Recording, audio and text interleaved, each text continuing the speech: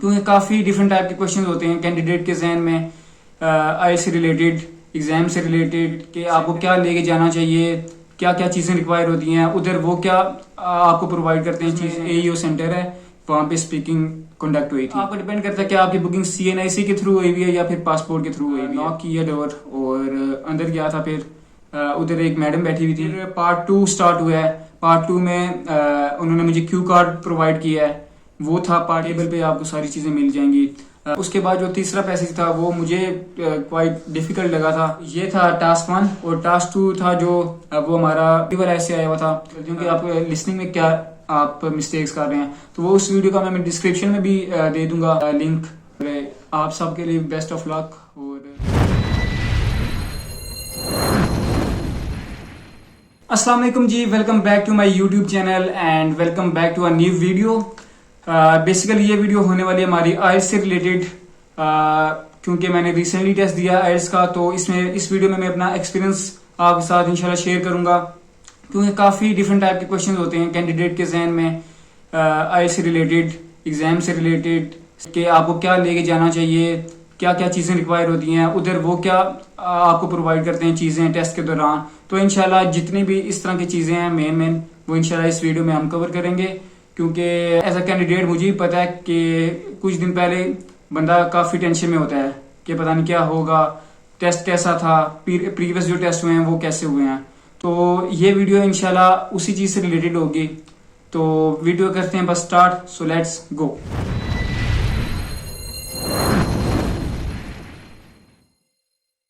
तो सबसे पहले तो मैं ये चीज़ें क्लियर करना चाहूँगा कि मैं कोई प्रोफेशनल इंस्ट्रक्टर नहीं हूँ आइल्स का, जस्ट आपकी तरह एक आम शहरी हूँ, आम पाकिस्तानी हूँ। और क्योंकि मैंने रिसेंटली टेस्ट दिए तो बस मैं आपको इंशाल्लाह अपना एक्सपीरियंस शेयर करूँगा इस वीडियो में।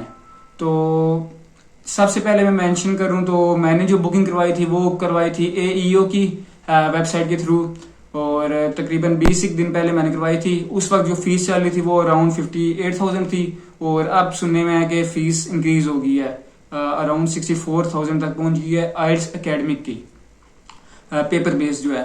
और इसके बाद आप डिफरेंट प्लेटफॉर्म्स के थ्रू भी बुकिंग कर सकते हैं अपनी, जैसे ब्रिटिश काउंसिल की वेबसाइट के थ्रू भी कर सकते हैं। और लेकिन जो मेरी हुई थी वो एईओ के थ्रू हुई थी, और 7 अक्टूबर की मेरी बुकिंग थी। और जैसा कि आपको पता है 4 मॉड्यूल्स होते हैं इसमें आइल्स में, listening, reading, writing and speaking. तो जो लिसनिंग, रीडिंग और राइटिंग होता है वो तो एक दिन होता है, एक साथ ही होता है, और जो स्पीकिंग मॉड्यूल होता है वो तो या तो कुछ दिन पहले हो जाता है या कुछ दिन बाद होता है। तो मेरा जो था वो 1 अक्टूबर को हो गया था अराउंड, यानी कि 6 दिन पहले हो गया था। तो वो डिपेंड करता है कि आपका क्या है, सिनेरियो बनता है कि कितने दिन पहले आता है या बाद में आता है। तो ये होगी बेसिक इन्फॉर्मेशन। तो अभी मैं आपको इंशाल्लाह शेयर करता हूँ अपना बाकी जो मेरा एग्जाम का था एक्सपीरियंस, वो शेयर करता हूँ। तो सबसे पहले मैं बात करूँ अगर स्पीकिंग की, जैसा कि आपको मैंने बताया कि वो मेरी 1 अक्टूबर को थी। और चूंकि मैं इस्लामाबाद में रहता हूँ तो मेरी I8 मरकज़ में एईओ सेंटर है, वहाँ पे स्पीकिंग कंडक्ट हुई थी। और तकरीबन 11:20 का मेरा टाइम था सुबह, और 11 तक मैं पहुंच गया था उधर, क्योंकि कुछ टाइम पहले जाना बेहतर रहता है, क्योंकि बंदा काफ़ी नर्वस भी होता है उस वक्त, तो वो थोड़ा फिर बंदा सेट हो जाता है आहिस्ता आहिस्ता, उस इन्वायरमेंट को ऑब्जर्व कर लेता है। तो 11:20 टाइम था मेरा, तो तकरीबन उसी के अराउंड उन्होंने मेरा नाम कॉल कर लिया था।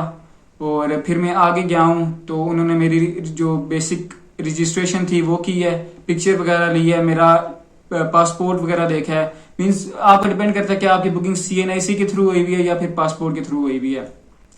तो वो जो भी है आपका उसके थ्रू फिर आपको वो वेरीफाई करते हैं और आपकी पिक्चर वगैरह लेते हैं और फिंगरप्रिंट्स वगैरह लेते हैं।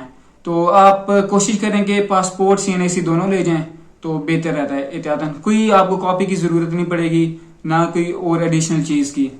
तो बाकी आप मोबाइल फोन्स वगैरह बैग वगैरह लेके जा सकते हैं, लेकिन आपको पहले जमा करवाना पड़ेगा। तो फिर जब आपकी रजिस्ट्रेशन हो जाएगी, फिंगरप्रिंट्स वगैरह हो जाएंगे, वो आपको वेट करने का बोलेंगे, 5-7 मिनट आप वेट करेंगे जब भी उनका वो जो नेक्स्ट कैंडिडेट है वो बाहर आता है तब तक। तो उसके बाद आपकी टर्न आएगी। तो मेरी भी टर्न आ गई थी तकरीबन इसी तरह 11:35 के अराउंड, 35-40 के अराउंड। और मैं अंदर गया हूँ, नॉक किया डोर और अंदर गया था। फिर उधर एक मैडम बैठी हुई थी, तो फिर उन्होंने वो जो वॉइस रिकॉर्ड करनी होती है स्पीकिंग के लिए, काफ़ी लोगों को पता होगा क्योंकि हमारी वॉइस रिकॉर्ड हो रही होती है साथ। तो वो उन्होंने उस पर इंट्रो वगैरह किया। तो उसके बाद फिर वो प्रॉपर स्टार्ट हुआ है। शुरू में उन्होंने मुझसे इंट्रोडक्शन के क्वेश्चंस पूछे थे कि नाम वगैरह आपका क्या है, और ये कुछ चंद हैं जो आपसे वो इंट्रोडक्टरी पार्ट 1 में पूछ सकते हैं। बेसिकली 3 पार्ट होते हैं आइल्स स्पीकिंग के, पार्ट 1, पार्ट 2 और पार्ट 3। तो पार्ट 1 में ज़्यादातर इंट्रोडक्शन वगैरह होता है, और मैंने जो वीडियोस वगैरह देखी हैं उनसे मुझे ये पता चला था कि ये जो फॉलोइंग चीज़ें हैं ये ज़्यादातर इंट्रोडक्टरी पार्ट में वो कवर करते हैं। अच्छा, उसके बाद उन्होंने मुझसे ये इंट्रोडक्शन में पूछा, मेरा नाम पूछा, फुल नेम वगैरह वो मैंने बताया। इसके बाद क्या कहते हैं, उन्होंने मुझसे पूछा मेरे कहाँ से आए हो, और जहाँ से आए हो उसके बारे में कोई ख़ास बात बताओ, तो मीन्स अपने होम टाउन के बारे में। तो वो मैंने सारा बताया। उसके बाद उन्होंने मुझसे कुछ नॉइस रिलेटेड क्वेश्चन पूछे कि आपको क्या लगता है आपके इर्द गिर्द ज़्यादा चीज़, आपको आपकी सराउंडिंग में किस चीज़ की नॉइस ज़्यादा होती है। खैर ये क्वेश्चंस आप पे डिपेंड करते हैं, ज़रूरी नहीं है कि आपसे यही क्वेश्चन करें, ये मैं अपना एक्सपीरियंस शेयर कर रहा हूँ। खैर इस तरह के फिर क्वेश्चंस हुए हैं कुछ, और फिर पार्ट 2 स्टार्ट हुआ है। पार्ट 2 में उन्होंने मुझे क्यू कार्ड प्रोवाइड किया है। वो था पार्टी से रिलेटेड कि आपने कौन सी पार्टी, कोई ऐसी पार्टी का जिक्र करें। उसमें डिफरेंट क्वेश्चंस थे, नीचे 3-4 क्वेश्चंस थे, आपको पता ही होगा जो जो तैयारी कर रहे हैं आइल्स की, कि वो पार्टी किसने ऑर्गेनाइज की थी, क्यों पार्टी की थी, उस पार्टी में क्या क्या आपने एंजॉय किया था, बेसिकली पर्पस क्या था पार्टी का। इस तरह के कुछ 3-4 डिफरेंट क्वेश्चंस थे। खैर उसमें मैं 2 मिनट बोलता गया था लगातार, और अभी मैं बोल ही रहा था, शायद मेरे 2 मिनट पूरे हो गए थे तो उन्होंने मुझे चुप करवा दिया था। तो फिर एंड पे एक उन्होंने मुझसे क्वेश्चन किया था कि आपको पार्टीज करना पसंद है या नहीं। फिर स्टार्ट हुआ मेरा पार्ट 3 साथ ही उसके। उसमें भी फॉलो अप क्वेश्चंस भी जो थे पार्ट 3 में, वो पार्टी से रिलेटेड थे कि आपके अगर नेबर्स में पार्टी रोज कोई कर रहा हो तो आप क्या करेंगे। तो और इसके बाद इस तरह के कोई 3-4 क्वेश्चंस थे पार्टी से रिलेटेड ही, कि पार्टीज करनी चाहिए नहीं करनी चाहिए, और इस तरह के कुछ क्वेश्चंस थे। तो ये हो गया मेरा स्पीकिंग का। उसके बाद फिर मैं आ गया था घर। स्पीकिंग क्योंकि मेरा उस दिन सिर्फ स्पीकिंग होना था, तो वो देख के फिर मैं वापस आ गया था। व्लॉग में भी आपने शायद देखा हो किसी किसी ने। तो फिर उसके बाद 7 अक्टूबर जब आई है, तब हमारा टाइम था उधर पहुंचने का, अराइवल था अराउंड 11:55 रमादा होटल इस्लामाबाद में। खैर वो आपका एग्जाम सेंटर क्या बनता है वो डिपेंड करता है। तो खैर मैं तकरीबन आधा 1 घंटा पहले ही चला गया था अपने दोस्तों के साथ, क्योंकि मेरे दोस्त थे, जो दोस्त हैं उन्होंने भी देना था साथ ही टेस्ट। उधर हम गए हैं, तो जो हमारे बैग्स वगैरह थे, फोन्स वगैरह थे, वो उन्होंने ले लिए थे। तो फोन्स थे वो एक एनवेलप सा था, उसमें डाल दिए थे, और हमें एक टोकन नंबर दे दिया था उसी के साथ का। और चूंकि हमारी पहले पिक्चर वगैरह बनी हुई थी, तो वो उसकी हमें जरूरत नहीं पड़ी। बाकी जो रजिस्ट्रेशन थी, फिंगरप्रिंट थे, वो दोबारा उन्होंने लिए थे, कंफर्म किया था, और हमें एक सीट नंबर पहले से उधर लॉट होता है। तो हमें फिर वो आगे एक उनका जो था इन्विजिलेटर आप कह लें, वो आगे फिर हमें ले गया था एग्जाम हॉल में। काफी बड़ा एग्जाम हॉल था, अराउंड पता नहीं कैंडिडेट्स बहुत ज्यादा थे। खैर फिर हम उधर जाके बैठे रहे काफी देर, कैंडिडेट्स आई जा रहे थे, और अराउंड 12:45 से 1 के दरमियान फिर उन्होंने बाकी इंस्ट्रक्शन वगैरह देना स्टार्ट की थी। और हाँ, मैं आपको बताता चलूं कि जो पेंसिल वगैरह थी, रेजर वगैरह थी, वो हम जो ले गए थे वो साथ अंदर हम नहीं ले जा सकते थे। तो जब आप उधर जाएंगे आगे, जो आपकी सीट होगी लोकेट हुई होगी, वो उधर आपको टेबल पे आपको सारी चीजें मिल जाएंगी। पेंसिल भी मिल जाएगी, शार्पनर भी मिल जाएगा, और इरेजर भी मिल जाएगी, और साथ उसके एक हेडफोन पड़ा होगा। तो खैर जब स्टार्ट होने वाला था, उन्होंने शुरू में कुछ इंस्ट्रक्शंस दी थी, बेसिक इंस्ट्रक्शंस जो होती हैं कि आपने चीटिंग वगैरह नहीं करनी, इधर उधर नहीं देखना, और बाकी जो भी था मॉड्यूल्स के रिलेटेड इंस्ट्रक्शंस थी, वो उन्होंने प्रोवाइड की हैं। तो अब आते हैं हम आइल्स लिसनिंग पे। तो सबसे पहला सबको पता ही होगा, लिसनिंग होता है, फिर रीडिंग होता है, और फिर एंड पे राइटिंग होता है। और लिसनिंग अराउंड मिनट्स होता है, जिसमें लास्ट 10 मिनट्स जो होते हैं वो आपको आंसर जो होते हैं आपको कन्वर्ट करने होते हैं आंसर शीट में। तो लिसनिंग हमारा स्टार्ट हो गया था अराउंड आई थिंक 1:15 बजे, और अगर मैं गलत ना हूँ 1:15 बजे लिसनिंग स्टार्ट हो गया था हमारा। और उसके बाद लिसनिंग हमारा काफ़ी यानी कि ईजी आया था मेरे लिहाज से, तो ठीक था क्योंकि मेरे ज़्यादातर आंसर्स ठीक लग रहे थे मुझे। अब बाकी कोई मिस्टेक ना कर रहे हैं ये अल्लाह ताला बेहतर जानता है। तो उसमें जो शुरू में था पहला पार्ट, उसमें ग्रीन बे रिजॉर्ट से रिलेटेड लिसनिंग क्वेश्चंस थे। उसमें जो इंट्रो में होता है बीन्स, वो 2 कन्वर्सेशन कर रहे थे लोग और वो डिस्कस कर रहे थे ग्रीन बे रिजॉर्ट के बारे में। इंफॉर्मेशन एक बंदा ले रहा था, तो वो हमने चीज़ें करनी फिलिंग द ब्लैंक्स टाइप थी बेसिकली। और जो पार्ट 2 था, जो अगले क्वेश्चंस थे, उसमें था बाईसाइकिल थेफ्ट के बारे में 2 लोग डिस्कस कर रहे थे। बेसिकली आई थिंक 2 स्टूडेंट्स थे, अब मुझे एग्जैक्ट याद नहीं है, लेकिन बाईसाइकिल थेफ्ट के से रिलेटेड क्वेश्चन थे। शुरू में जो क्वेश्चन थे वो कुछ एमसीक्यूज टाइप थे, और आगे फिर कुछ लॉक्स के क्वेश्चन थे वो मैचिंग टाइप। मीन्स आपने ऊपर से पिक करना होता है कि यहाँ पे आपने नीचे क्या लिखना है। मीन्स अगर स्मार्ट लॉक है आपका ऑप्शन 1, उसके आगे एक ब्लैंक बनी होगी और ऊपर से आपने चूज करना था कि उसके आगे कौन सा करेक्ट आंसर है, कि जो आपने लिसनिंग में आपने जो सुना हो उसको एनालाइज करते हुए आपने वहां पे करेक्ट आंसर लिखना था। और फिर उससे आगे जो क्वेश्चन थे वो भी फिलिंग द ब्लैंक्स टाइप ही थे शायद।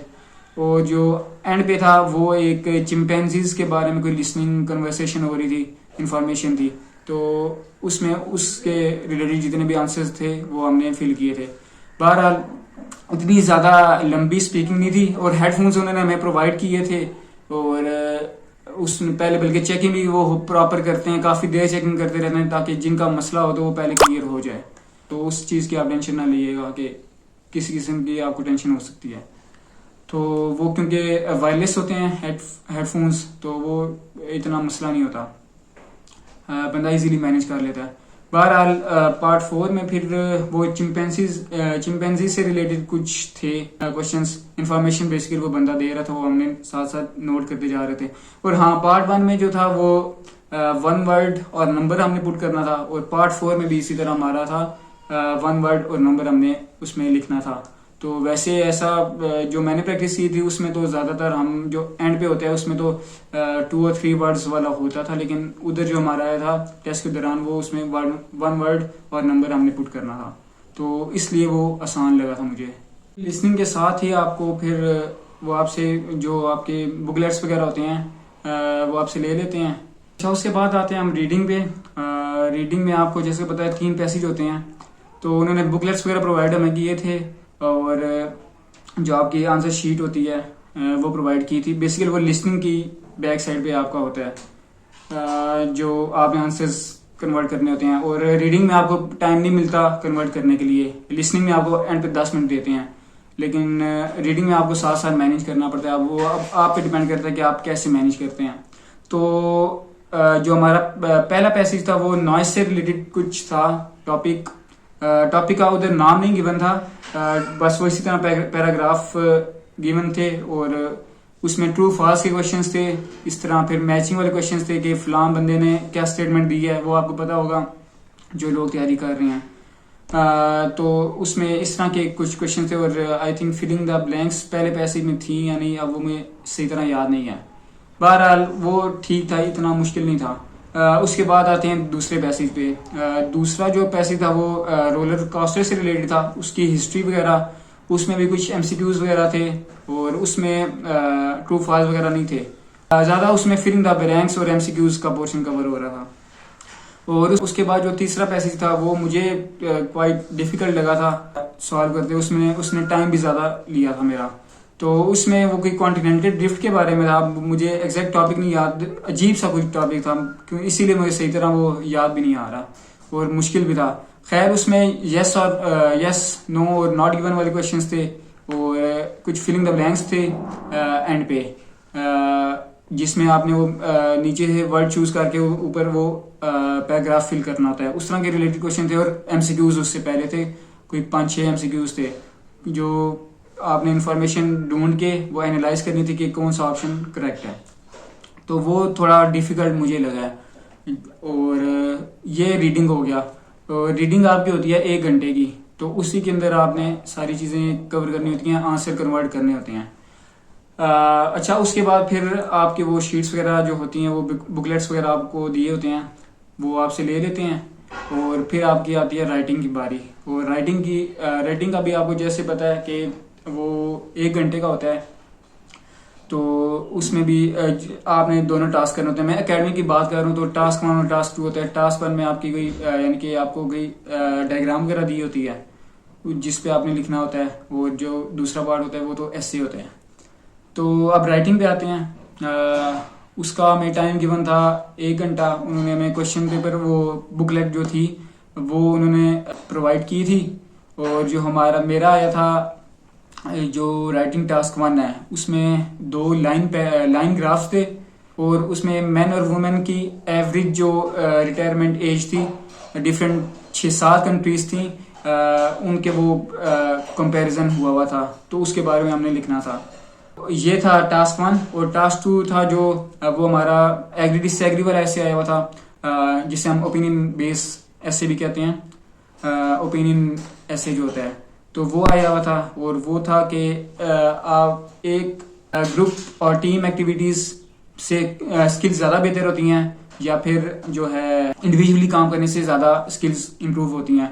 तो उसमें हमने अपना ओपिनियन एग्री डिसएग्री कर रहा था कि आप किस हद तक इस चीज़ से एग्री करते हैं, किस या डिसएग्री करते हैं। तो वो बेसिकली ओपिनियन ऐसे था, उसका जो स्ट्रक्चर था वो मैंने फॉलो करते हुए लिखा था। और उसमें थोड़ा टाइम का भी मेरा इशू हो गया था, मैं एंड पे प्रूफ रीडिंग नहीं कर सका था क्योंकि मैंने शायद टाइम ज़्यादा लगा दिया था लिखते हुए। तो ये बेसिकली थे तीनों चीज़ें। तो इसके बाद फिर वो आपको थोड़ी देर वेट करवाते हैं, सारा अपना सेटअप जो होता है कंप्लीट, जो उनके होते हैं वो सारी चीज़ें जब तक वो संभाल नहीं लेते तब तक वो आपको भी उठने नहीं देते। और जो आपसे उन्होंने फ़ोन जमा किए होते हैं वो फिर आपको उधर ही रोज़ के सामने आके वो आपको फिर दे देते हैं एग्ज़ाम हॉल के अंदर ही। और फिर एंड पे निकलते हुए भी आपने फिंगरप्रिंट लगाना होता है, अपनी ये जो इंडेक्स फिंगर है ये आपने उधर लगानी होती है सेंसर पे, जिससे आपकी अटेंडेंस होती है, आई थिंक वो बता रहे थे। तो बेसिकली ये था सारा एग्जाम का, लिसनिंग, रीडिंग, राइटिंग और स्पीकिंग का। और लिसनिंग, रीडिंग, राइटिंग की अगर मैं बात करूं तो उसमें आपको वो चीज़ें प्रोवाइड कर देते हैं, और आप वही CNIC और पासपोर्ट साथ लेके जाना होता है आपने, और कोई एक्स्ट्रा चीज़ नहीं, आपको अलाउ भी नहीं करते वो। और बाकी जो चीज़ें होती हैं वो आपके उधर जमा भी हो जाती हैं। तो जैसा कि आपको मैंने बताया कि मेरा 7 अक्टूबर को टेस्ट हुआ था, जो लिसनिंग, रीडिंग और राइटिंग था, LRW। तो इसका रिजल्ट जो होता है वो तकरीबन 13-14 दिन बाद आ जाता है। और मुझे नहीं पता मेरा जो रिजल्ट है बैंड स्कोर कितना आना है, तो उस तैयारी से रिलेटेड ज़्यादा मैं आपको कुछ सजेस्ट भी नहीं करूँगा, क्योंकि इस वीडियो का वो मकसद भी नहीं है। कुछ एडिशनली बात करूँ तो मैं आपको कुछ लिंक्स प्रोवाइड कर दूँगा डिस्क्रिप्शन में वीडियो की, जो आपको माइट भी हेल्पफुल हो जाएं, क्योंकि मैंने यूट्यूब से भी काफ़ी वीडियोस वगैरह देखी थी, और बाकी एकेडमी से भी तैयारी की थी। तो उनका भी मैं मैडम का बहुत शुक्रिया अदा करता हूँ। और क्योंकि मुझे इसका बिल्कुल यानी कि बेसिक्स भी उस वक्त नहीं पता थी जब मैंने एकेडमी ज्वाइन की थी, तो एकेडमी ने मेरी काफ़ी हेल्प की थी। बहरहाल वो आप पे डिपेंड करता है कि आपको कौन सी एकेडमी सूट करती है, क्या सीन है। आप ऑनलाइन भी तैयारी कर सकते हैं, इसमें ऐसा कोई मसला नहीं है। ऑनलाइन बाद में कुछ दिन जब मैं लास्ट डेज में वीडियोस जो भी आती थी अट्रैक्ट करते था, कोई थंबनेल किसी ने अट्रैक्ट किया, डिस्क्रिप्शन वीडियो टाइटल ने अट्रैक्ट किया, वो तो टाइम अगर मेरे पास है तो मैं वो उसको चेक कर लेता था। तो उसमें मुझे एक लिसनिंग की जो थी एक वीडियो, वो काफ़ी यानी कि अच्छी लगी थी। तो मेन उसमें आप अपने आप को एनालाइज कर लेते हैं अपनी गलतियों की, आप लिसनिंग में क्या आप मिस्टेक्स कर रहे हैं। तो वो उस वीडियो का मैं डिस्क्रिप्शन में भी दे दूंगा लिंक, और बाकी भी कुछ वेबसाइट्स के मैं आपको लिंक्स यहाँ पे प्रोवाइड कर दूंगा डिस्क्रिप्शन में, आप देख सकते हैं। इंशाल्लाह वो आपको हेल्प कर देंगे। कुछ एडिशनल टिप्स मैं देना चाहूँगा, उसमें ये है कि अगर आप वोकेबलरी कोई साथ साथ नोट करते रहा करें, शॉर्ट लिस्ट करते रहा करें, एक मोबाइल में नोट्स बना लें, उसमें यानी कि वो आप वोकेबलरी थोड़ी खास हो, यूनिक वोकेबलरी हो और मॉडर्न वर्ड्स हों, तो उसको आप फिर यानी कि प्रैक्टिस किया करें अपने एसेज में, स्पीकिंग में बोलते रहा करें। और इसी तरह जो कुछ इडियम्स हैं, बेसिक इडियम्स जो आप को लगती हों कि वो एडजस्ट हो सकते हैं इजीली स्पीकिंग में, तो उनको भी इसी तरह आप नोट कर लें और उनकी प्रैक्टिस करते रहा करें। इंशाल्लाह वो आपको हेल्पफुल हो जाएगी और अच्छा इंप्रेशन वो डाल देते हैं। तो ये चीज़ें इंशाल्लाह आपके लिए काफ़ी हेल्पफुल होंगी इंशाल्लाह। तो इसमें मैंने आपको यानी कि सारा जो मेरा था आइल्स की जर्नी वो आपको मैंने शेयर की है। तो उम्मीद करता हूँ आपको वीडियो पसंद आई होगी। और बेसिकली इस चैनल में ज़्यादातर वो मेरा व्लॉग से रिलेटेड होते हैं, कुछ वीडियोस वगैरह। तो ये आइल्स से आया था तो मैंने कहा क्यों ना शेयर कर दूँ, इंशाल्लाह किसी ना किसी की तो हेल्प हो जाएगी इस वीडियो के बाद। तो मेरे लिए भी दुआ करिएगा कि मेरा रिजल्ट भी अच्छा आ जाए। और बस अभी हैं तकरीबन 8-10 दिन रिजल्ट में, और आप सबके लिए बेस्ट ऑफ लक और बहुत सी दुआएं। इंशाल्लाह अल्लाह ताला आपकी मदद करेंगे और इंशाल्लाह जो भी आपके नेक मकासद हैं उसमें आप कामयाब रहेंगे। तो वीडियो को करते हैं यहाँ पे एंड और मिलते हैं इंशाल्लाह नेक्स्ट वीडियो में या नेक्स्ट व्लॉग में। तब तक के लिए पीस आउट एंड अल्लाह हाफिज़।